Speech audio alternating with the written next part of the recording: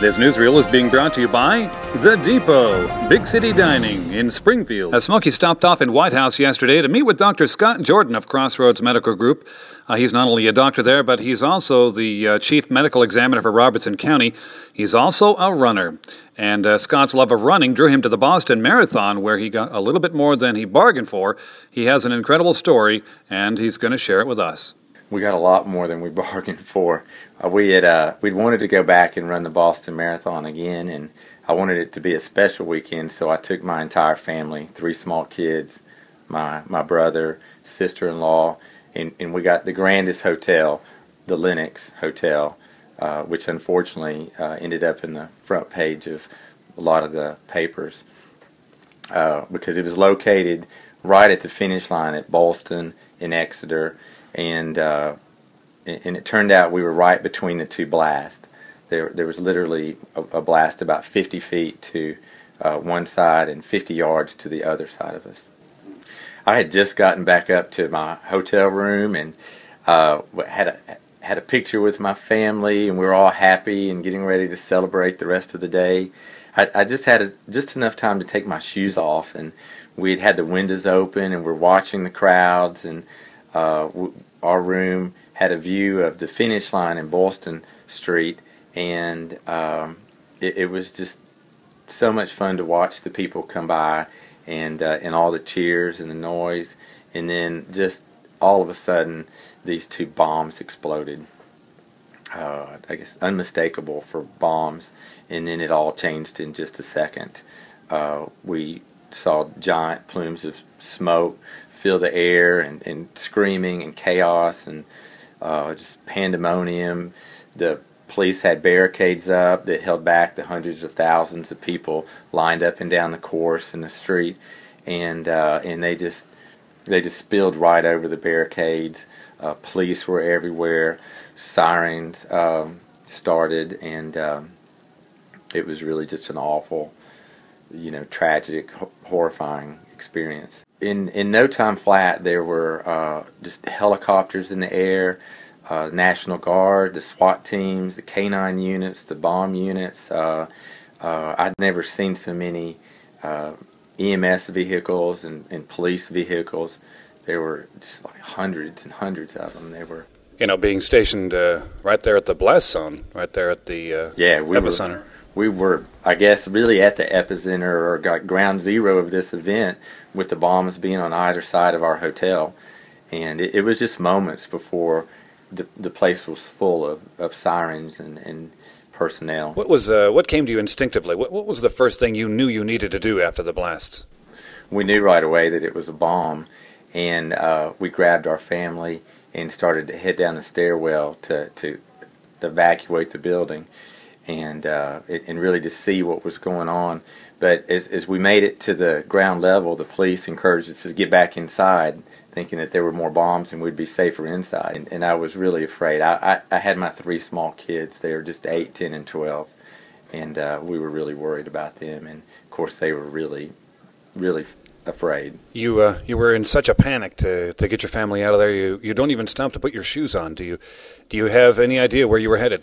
We didn't know. Just out. We didn't know where other bombs might be. And so after we went back upstairs to our room, it was just a few minutes later that we were asked to really evacuate. And they were beating on everyone's doors, and alarms were going off in the hotel.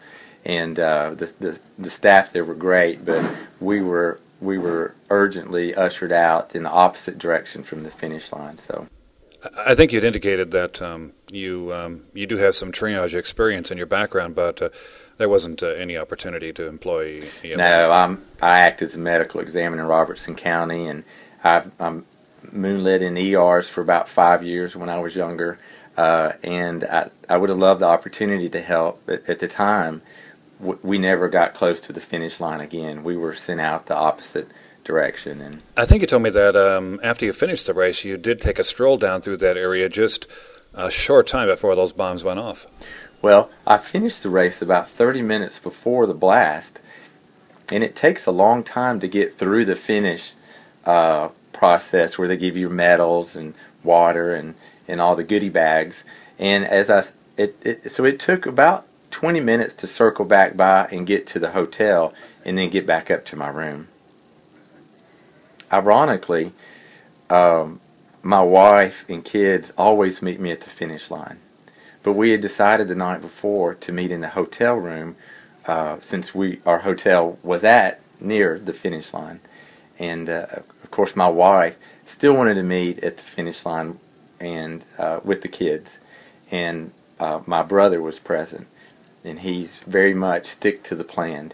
And he actually made her and the kids go back up into the room and wait for me there, which I'm very appreciative of. Or we would have all been congregating near the finish line at the time of the explosion. It might have delayed your entrance into the hotel. Certainly, they would not have moved very fast. So your instinctive reaction is to leave the building, but you get downstairs and they say, no, we want you to stay, so you go back to your room. Then, a short time later, they say, we're going to do an evacuation. Right. Okay, so first it's too dangerous to leave, then it's too dangerous to stay, and they want you to go. Where were you supposed to go? They did. They had over the loudspeaker evacuation orders, and they had staff from the hotel on every floor escorting people very calmly out away from the bombs, and we were really just sent into the streets. People just wandered around. And so they must have thought it would be safer for you to be out of the structure. Yeah. At first the police told us to stay in the structure, and then they said to leave the structure. And as there were reports of more bombs, we were really didn't know what to do or where to go or what was really safe anymore. How many people were on the street? Hundreds of thousands. And so doesn't that make it a little difficult to keep the family together? Did you hold onto each other's hands? We all held hands and walked together. And everyone was really fairly calm as we were being evacuated away from the scene. Really the chaos and the pandemonium was all right as the bombs went off, right on Boylston Street, and the runners were still trying to finish, and police had the barricades, and the people stormed through the barricades and started running and scattering and kind of fleeing in all directions. It was really a crazy, horrific sight to see. You didn't even have a chance to grab your luggage. It's still in the hotel, right? My luggage is still in the hotel room in Boston. They're going to ship it to you, I guess? They are. They were very kind. And so now you're on the street.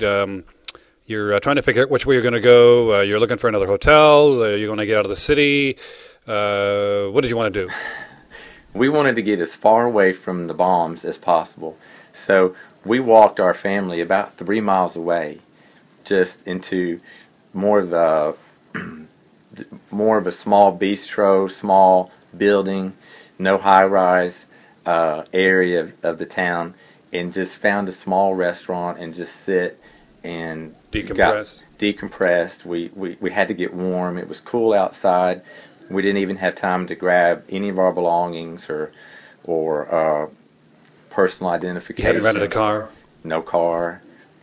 And just found a place to sit for a while until things calmed. So now you're about 3 miles away from the epicenter. You're away from the bombs now.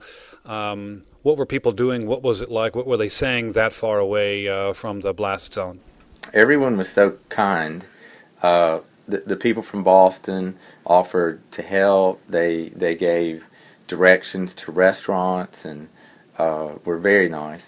And all the police were very official, but kind as well and helpful, and helped everyone get as far away from the scene as possible. As you look back on that day, going forward, what part of that day do you think will stand out to you the most in the future? I think just those bombs. That's a sound that you just can't really forget. And the rest of the night, after we'd found another hotel to spend the night in, after we'd been wandering around the town for hours, every time a hotel door would slam, oh no, I didn't sleep a wink that night.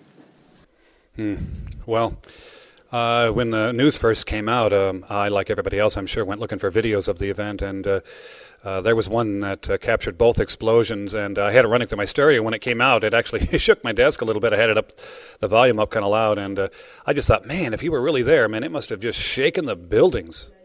Yeah, we were right on Boylston Street, watching the finish line.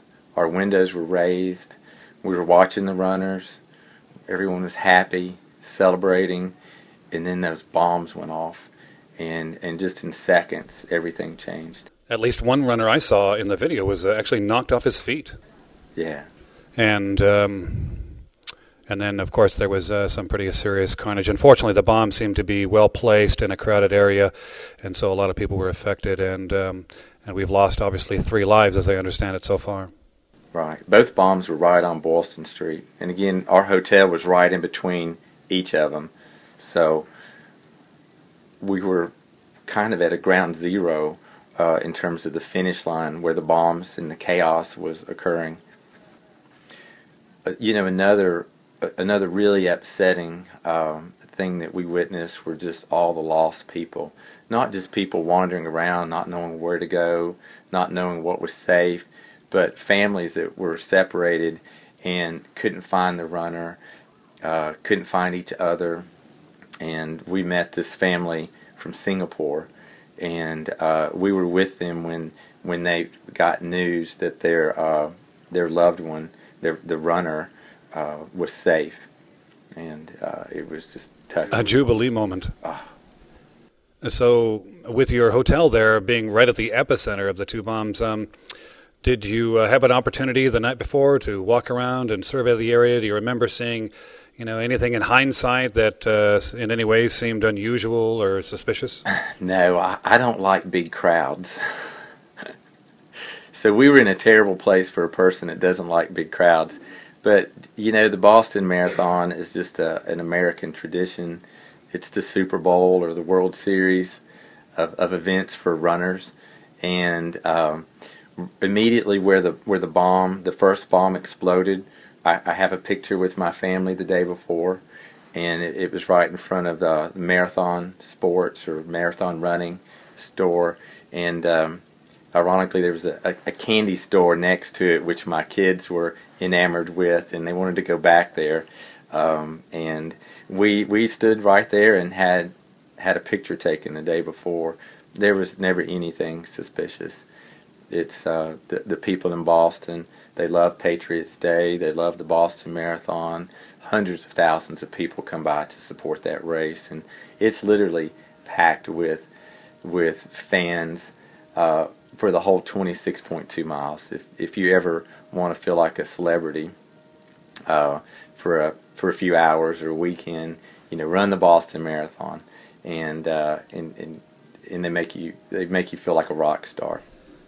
Well, I, as many in Robertson County, and I know, of course, White House, are very happy that you made it out of there safe. We're glad to be home. There's really no place like home. I like to go ha, ha, ha, ha, ha, ha. I like to go he, he, he, he, he, he. We have a lot of fun, my mouth and me. I like to go. I like to go. I like to go. Big City Dining in Springfield. Depot Bar and Grill.